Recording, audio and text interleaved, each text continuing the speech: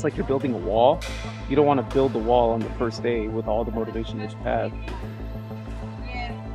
You want to put down the finest, thickest, most perfect layer of brick first, and then do it again the next day, do it again the next day, do it again the next day.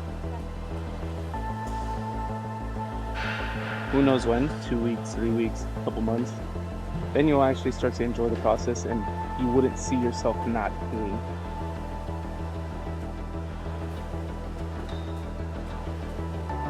Instead of trying to find the motivation to like bring all the chips back in your favor, just get one chip back, and then get another chip back the next day, get another chip and another chip and another chip.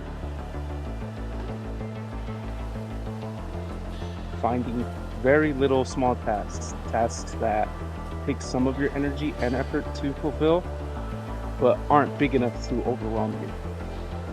And if you do that every single day, that dog is going to come back. The guy who decides to show up every single day. It's like it all eventually comes if you just decide to put some sort of dedicated effort into it. You know.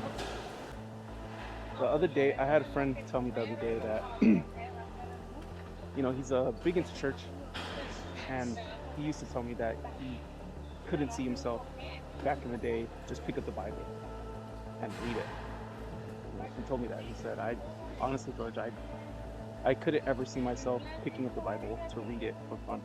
And now he dedicates himself to church. He dedicates himself to, preaching. He dedicates himself to God and his religion. And I asked him, I was like, well, you didn't have the passion at first. You didn't have the motivation to do it at first. He hated it at first. He didn't want to do it at first. But then, over a specific course of time, when he was just doing it daily, he grew to love it.